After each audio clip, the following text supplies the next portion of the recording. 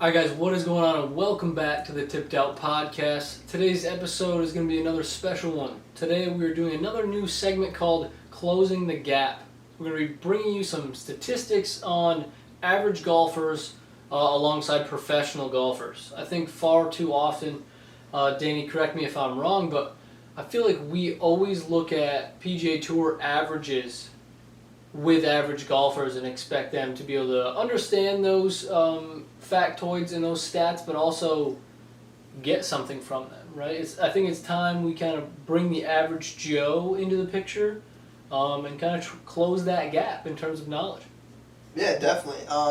When I was going through and looking at all these things, it kind of made me look at the broader picture of, okay, what do you, as an average golfer, need to go, okay, this is kind of my plan overall of what areas of my game I need to work on, maybe kind of when, to see improvement overall kind of in the easiest, quickest fashion. Yep. And what is the average golfer we're looking at today? What handicap? So that is a 15 handicap. 15 handicap, 15 handicap is our baseline for the average Joe.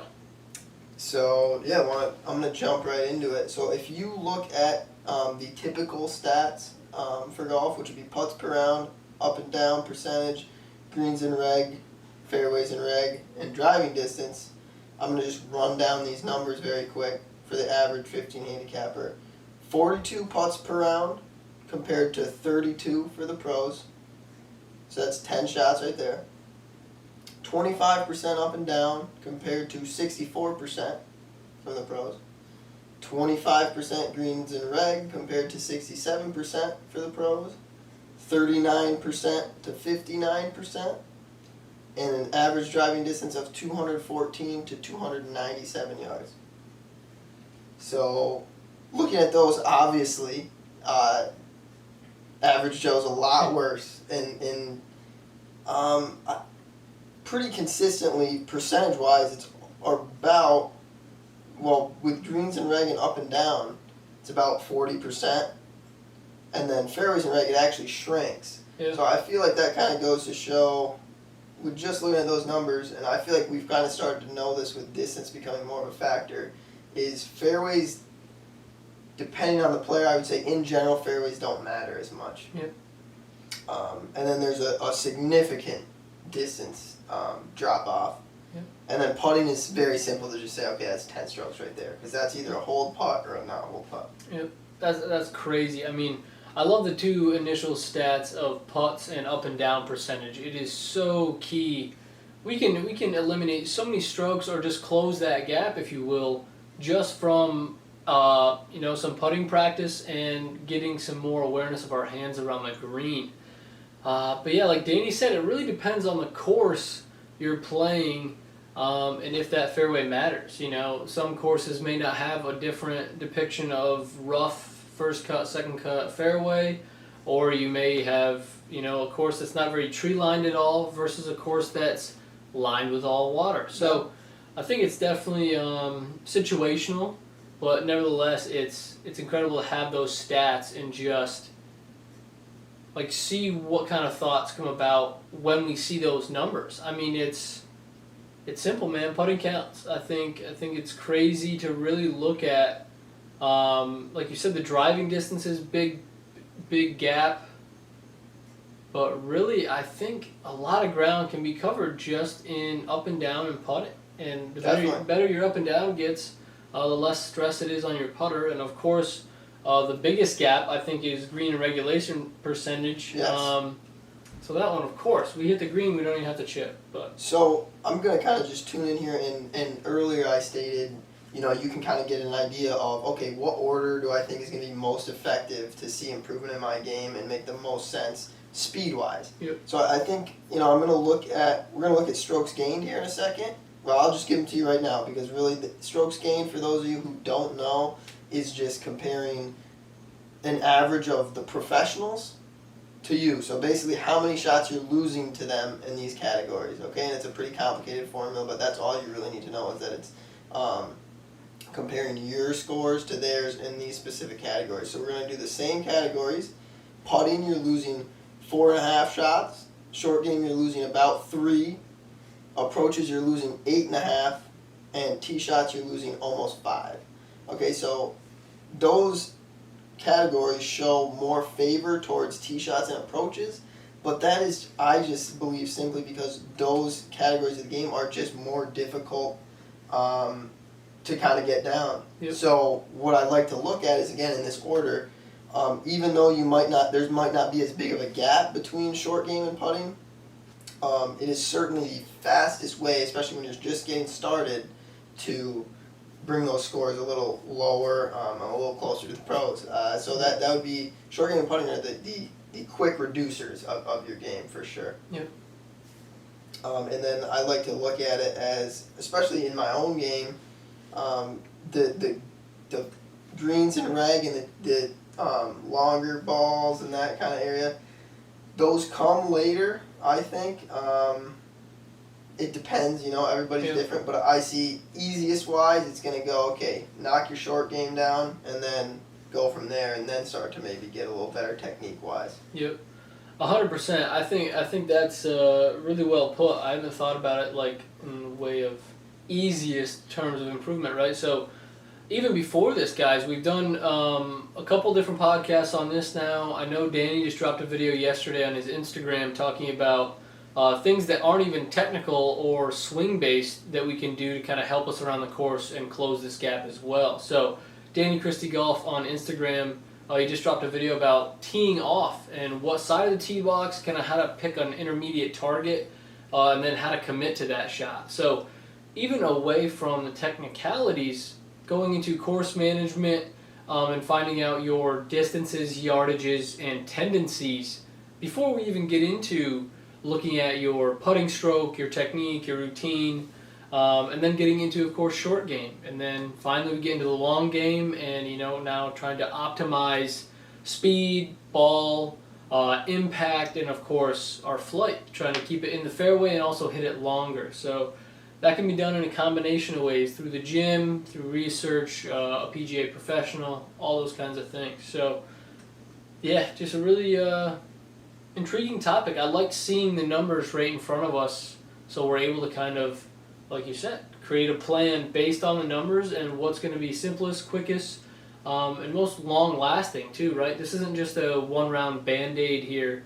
This is like a fix it and move forward and close that gap for good.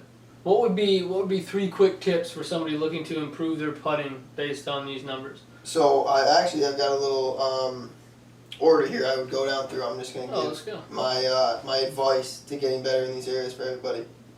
So putting accounts for roughly 35 to 40% of your strokes, rough estimate, but I believe you need to spend that much time practicing your putting. I don't think people practice their putting enough.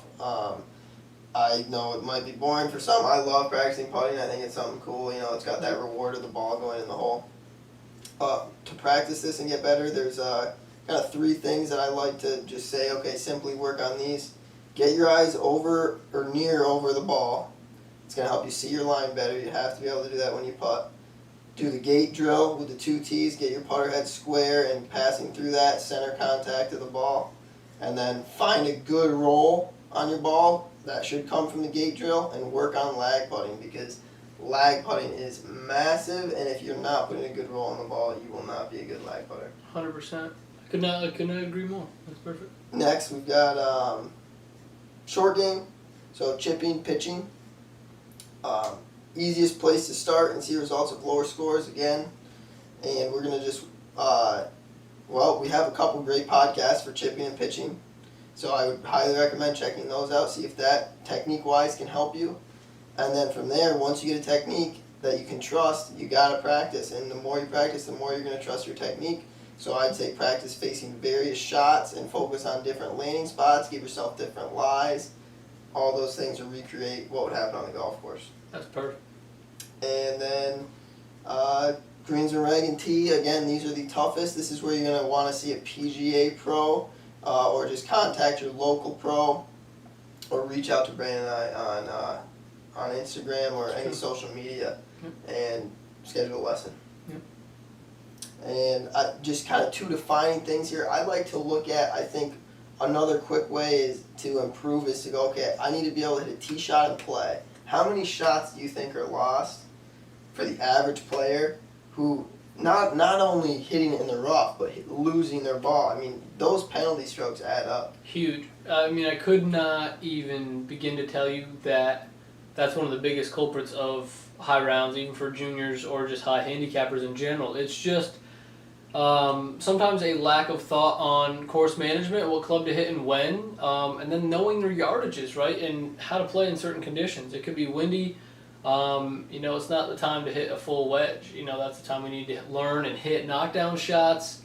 And like we said, that stuff that goes into the full swing comes in time, right? We have to play a couple tournaments. We have to play rounds enough to kind of know how we're going to handle that pressure if you're a tournament golfer or junior golfer. But just for the average Joe, man, I mean, keeping the ball in play is first and foremost. Like that's almost objective number one every time. I mean, keeping the ball in front of you, if not in play, has to be your first priority.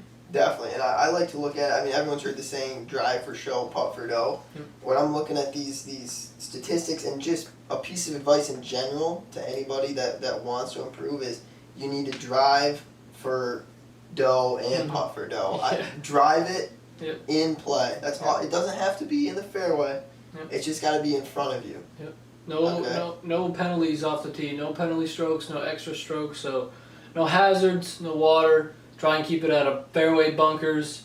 And that can come down right to club selection as well. If your driver is a big slice, of course, hit us up, we'll fix that. But if you can't really get away from the driver, or in order to fix this, get away from the driver, go down to your 3-wood, even hit some 4-irons off the tee. Biggest thing is keep it in play. If you have to, try and even just practice or go to the course you play most often. Go to maybe a tee 1 in front or maybe even 2 in front, and just play different clubs and see what kind of keeps you in play and gives you the best score. It's really fun to hit that driver, but the days I've chose to maybe hit 3-wood or strike some 4-irons on some short courses, it's just a lot easier. It's less stressful. And you just stay in a better mindset and you can move forward and think about the next shot once you're in play. It's no longer worrying about rulings and re-tees and how many balls you have in your bag. It's just focus on the task at hand, keeping the ball in play. Certainly. And I'm going to jump right here to chipping. Right. So I kind of want to touch on chipping and putting, and then I'll be good. I think one thing that's really cool about chipping, if you look at it in the right sense, is it can take pressure off of 2 areas of your game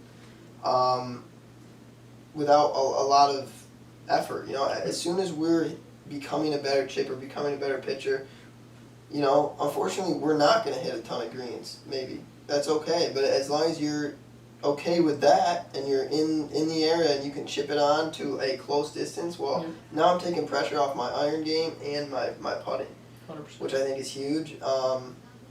And the pros are the pros and you're you, so you've got to kind of, the pros are going to be able to take pressure off their chipping and their putting by their iron play. Yep. But even they don't hit it close enough all the time to take pressure off their putting. Yep. You can definitely hit it close enough from the edge of the green to take pressure off your putting. Now, once again, guys, comes down to club selection and just practice. Using the wedge from the rough, seeing how to hit the high soft one, try and bump and run it, hold the face, shut the face.